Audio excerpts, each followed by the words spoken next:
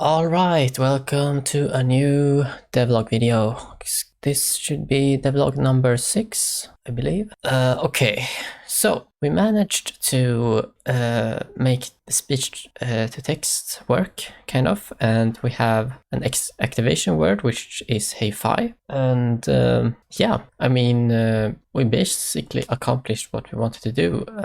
If we go into our today notes, so we made push to talk work, kind of, and we also made the keyword work. So now we only have 3 steps left, which is using the pi mic, and then yeah, we don't actually need to use push to talk here. We just need to do those 2 things. Okay, so I have one mic connected to the Pi. I actually want 2 because I want from both ears. But that is connected to another Pi. But I could probably connect those 2 and then take those words and then combine their sounds to get a more accurate reading. But I think that's like step 2. Step 1 is just to make sure that one mic can work. So what exactly do we need to do right now? So first of all, is this what we want to work on? I think the answer is yes. Actually, yeah, I think that's what we want to do. It's gonna be hard, but that's every day. So okay, so we need to try the Pi mic.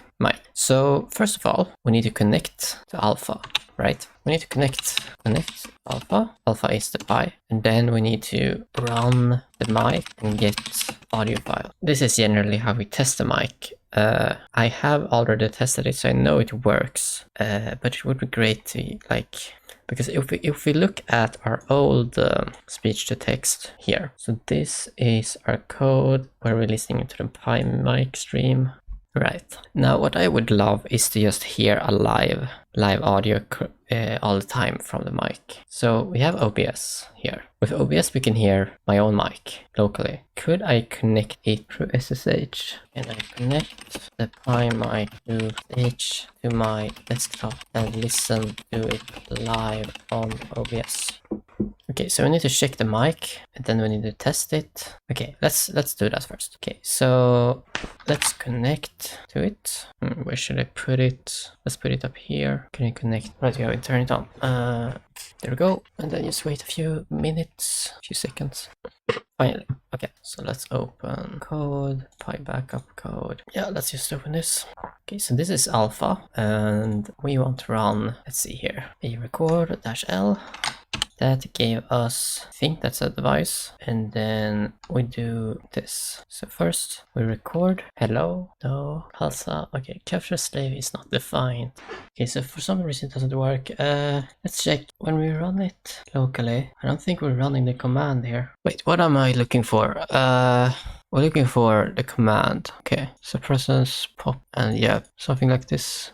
Audio stream. So here is audio sender. So this is either, I think the audio sender is, yeah, it's this sending F. No, that's the Arduino sender. Audio stream. Yeah, it's audio stream. Okay. So in audio stream, we got chunk, which is 1024. Yeah, I was sending it to the desktop IP directly, and then that's streaming audio to desktop. Okay, so this is the command. It runs every time. Okay, so let's go back to speech to text. It's here, down here. We're checking if it's speech, if new speech. Okay, we have this completely different system here. If settings local speech to text, else that. Okay, so this basically sets everything up in a completely different way, but this takes the microphone as source. So shouldn't I just be able to, yeah, we need to ask here. So when I use this command or this line, what will the source be for type? What is the data type? It's a speech recognition.microphone. What? Okay, so now we just need a process audio data function, which is this big function. It's trying to take the code from this and put it in here. See if that works. Alright. Okay, so shouldn't I use process audio data in my other then as well? I'm not gonna change anything here. And just hope that this works. Oh, so we get the long listener from this. I get it. So we use this after the audio data. I get it now. So I'm guessing this is gonna be inside here because you have everything else here. You're removing some code out of frame data. Why are you removing this? You should not remove that logic. Wait, I do have it. I don't have it. Oh, so use a different function for that. Okay, this looks clean. Let's try it. All right, so let's just try that and see that the local still works. Because if that does not work, then we go back to the previous code because I don't wanna confuse myself. Okay, let's see here. Hey Fi, hey Fi, hey Fi, can you hear me? Okay, it seems that it broke. What did it break? Hey Fi, can you hear this? So we process the audio data in the long listener. We process audio, yeah. If not, turn long listener. Wait, I didn't add this. I don't think we need this. Let's remove the PTT start time and then just no, let's not do anything. Let's just remove it. This audio data, yeah, remove the start time. Okay, everything else should work. Great, let's try it again. Hey Fi, can you hear this? Hey Fi. Okay, doesn't work for some reason. Okay, I'm gonna go back. Okay, let's rerun it.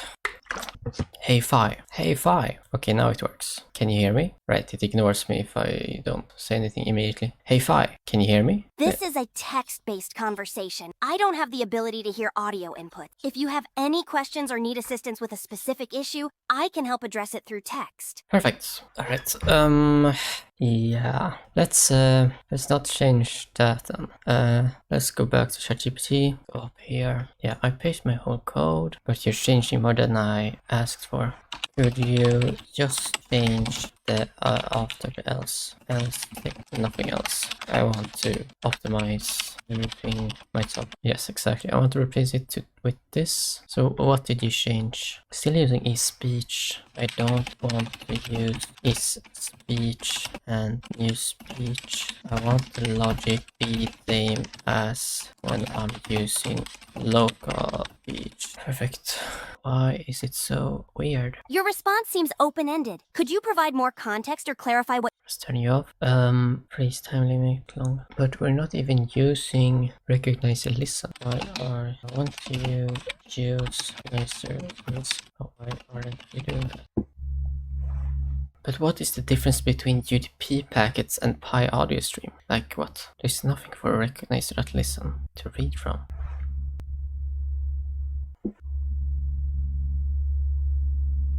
Maybe this is just taking too much time.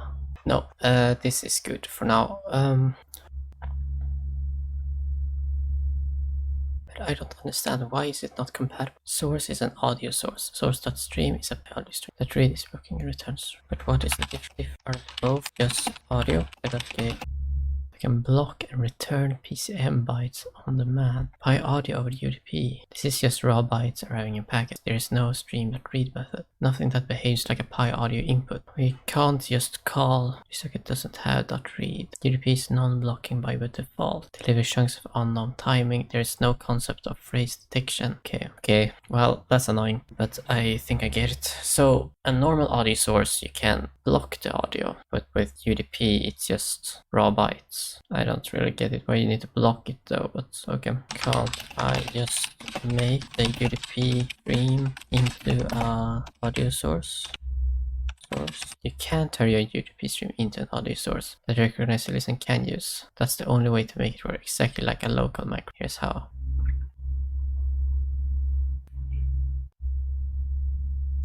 Okay, I think we're gonna take a break there, just to remind myself. Yeah, just gonna make 20 notes that says check ChatGPT. Great. Okay, there are some machines outside that's working that is giving me a headache. Anyways, that's today's video. Good night and good luck with your work. See ya.